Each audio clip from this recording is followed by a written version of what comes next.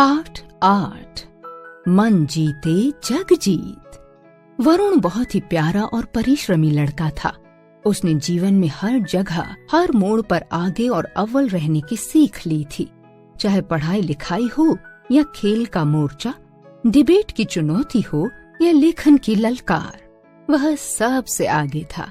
पर इस नए मरियल से छोकरे यश ने पहले मासिक इम्तिहान में और आज तिमाही पर्चों में उसे नीचा दिखा दिया।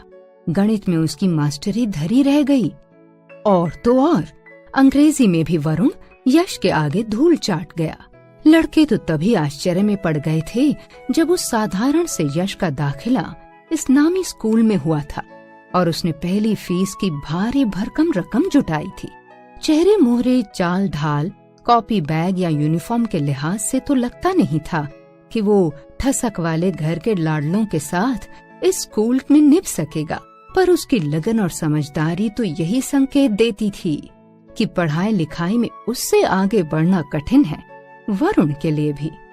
क्लास में पहली रैंक वरुण के लिए शान की बात थी, पर यश के लिए तो अपने होने न होने की चुनौती थी।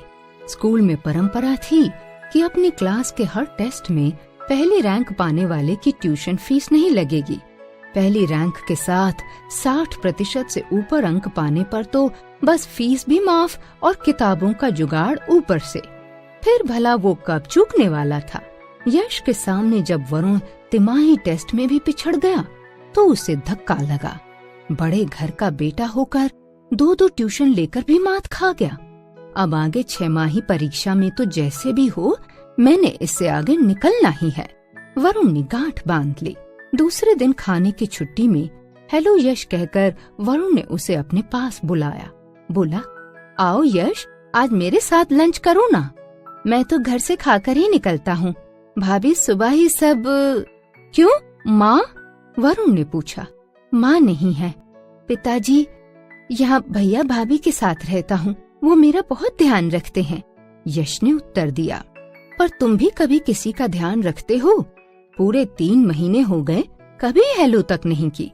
मैंने पहल की तो भी दूरी बनाकर बैठे हो। कब से तुम्हें पहली रैंक के लिए बधाई देने वाला था, पर तुम घास डालो तब ना, वरुण ने कहा। पहली रैंक स्कूल में बने रहने के लिए मेरा आधार है।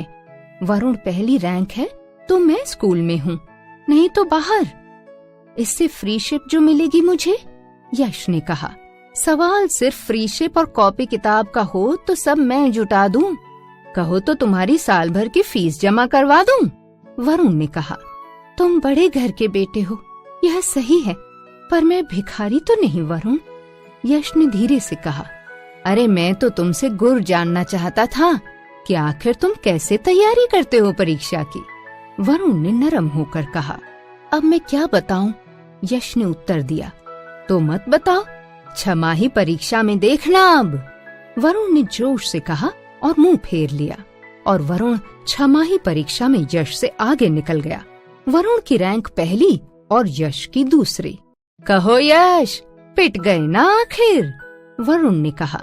पिटा नहीं, पिछड़ गया हूँ, लेकिन आगे, यश ने जवाब दिया। अरे आगे भी देख लेंगे, वरुण ने सीना ताना और यश सिर झुकाकर चला गया।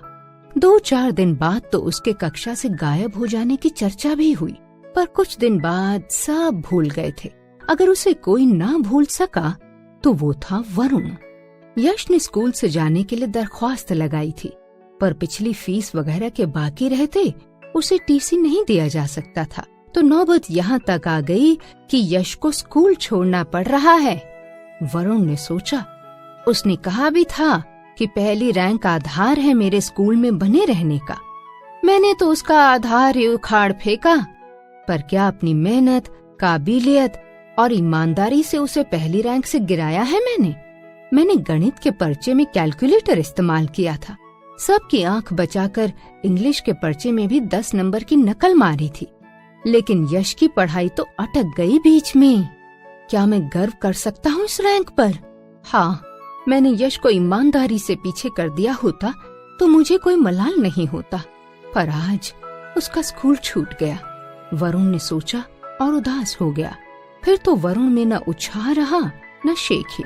अगले माह फिर टेस्ट हुए और वह कक्षा के दूसरे होशियार लड़के से कई कई नंबर से आगे रहकर पहली रैंक भी ले आया।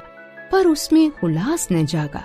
उसे यही लगता रहा कि अगर यश होता तो उससे आगे निकल जाता। यश के रहते 100 में से 65 नंबर आते थे, तब जाकर वरुण की दूसरी रैंक बनती थी, और अब उसके चले जाने पर 62% पर पहली रैंक बन गई है। फिर वो एक निश्चय के साथ उठ खड़ा हुआ। दूसरे दिन वो यश के दरवाजे पर दस्तक दे रहा था। वो आज कार से नहीं, स्कूटर से ही उसके यहाँ जा पहुंचा था। दरवाजा खुला और सामने वरुण को पाकर यश चौंक पड़ा। वरुण, तुम आओ, कहाँ बिठलाऊं तुम्हें? यहाँ मेरे बक्से पर बैठ जाओ। यश अचकचा गया। यश, ऐसी क्या बात है? यही दरी पर बैठ जाता हूँ। तुम मुझे पानी तो पिलाओ। वरुण ने कहा। क्यों नहीं, अभी लाया, तुम बैठो। कहकर जब यश रसोई में गया तो वरुण ने चारों तरफ नजर डाली। गरीबी और मायूसी भरी थी उस घर में।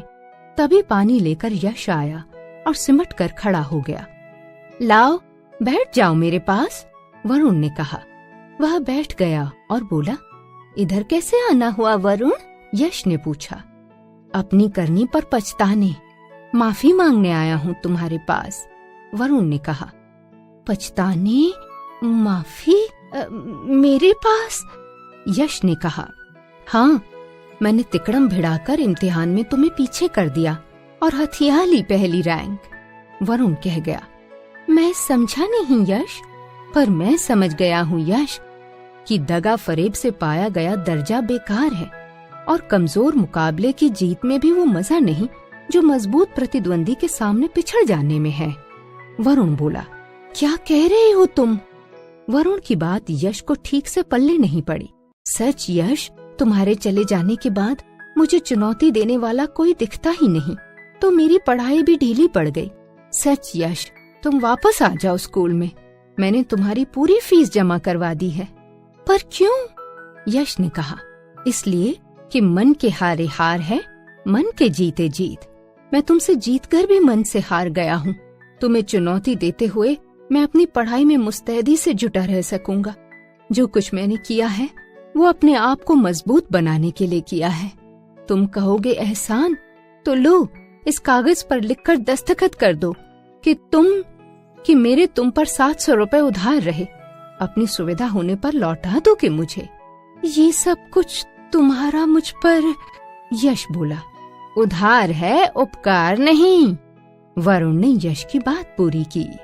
डॉक्टर आलम शाह खान।